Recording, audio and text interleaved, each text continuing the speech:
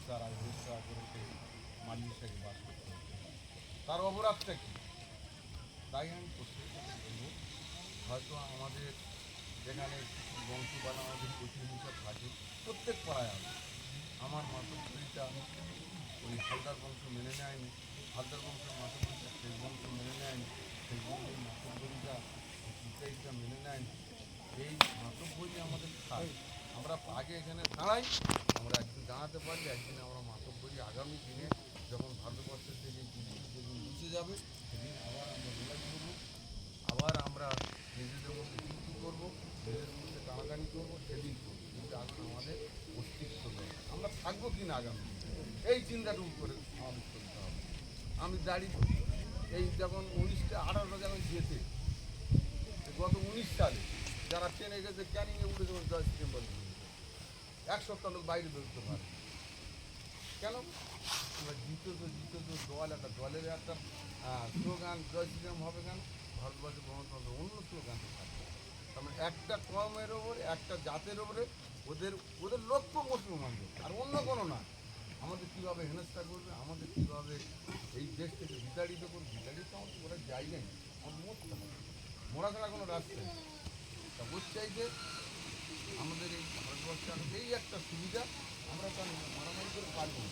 ভোটটাই হচ্ছে আমাদের মেন অবস্থা। ভোটটা যদি ঠিক করে দিতে পারি তাহলে ওই দিকে আমার ঠেকাতে পারলে তাহলে আগামী দিনে করতে পারবো, করতে পারবো।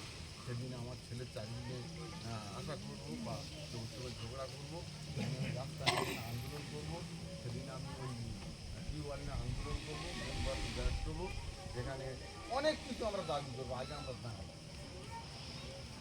এত কিছু হচ্ছে, তুমি উত্তরপ্রদেশে থেকে আন্দোলন করো, ক্ষমতা আছে দেখি, এত কিছু হচ্ছে।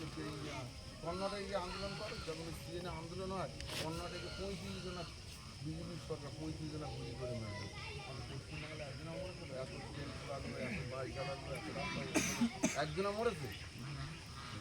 ক্ষমতা থাকছে একসঙ্গে গুলি করে মেরে দিতে 2-5 হাজার লোকের বিজেপি তাদের সারা জীবন বরবাদ করে।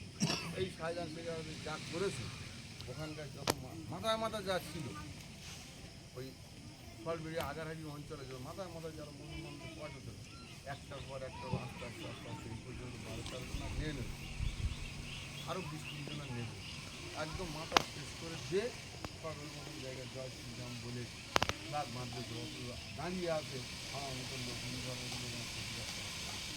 ফলবেড়ি যখন আমরা মরতে যাই রাস্তা।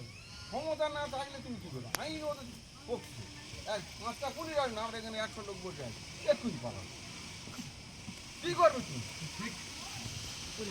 দুটো পুলিশ আসুক না মেশিন, এখানে তো আমার 200 লোক বসে আছে, এখানে এরা ক্ষমতা তার সঙ্গে প্রতিবাদ করে অন্যায় পাবে। আইনটা তো কিন্তু সেই আইনটা আমাদের বাঁচাতে গেলে আইনটা যদি রাখতে হয় আমাদের ভোটের মাধ্যমে, আমরা মারামারি করতে পারবো। আমরা হিন্দুদের সঙ্গে যত জায়গায় সাম্প্রদায়িক গণ্ডগোল হয়েছে, প্রথম মোল্লারা মারবে, তার পরবর্তীকালে দেখা যাবে হাজার হাজার মুসলমানদের ঘর বাড়ি জেগে মেয়ে ছেলে পুলে যা করেছে করবে। আমার কিন্তু পুলিশ প্রশাসন থাকবে যে মার কিচ্ছু করতে পারবে না, প্রশাসনেরও তোমার গুলি করবে।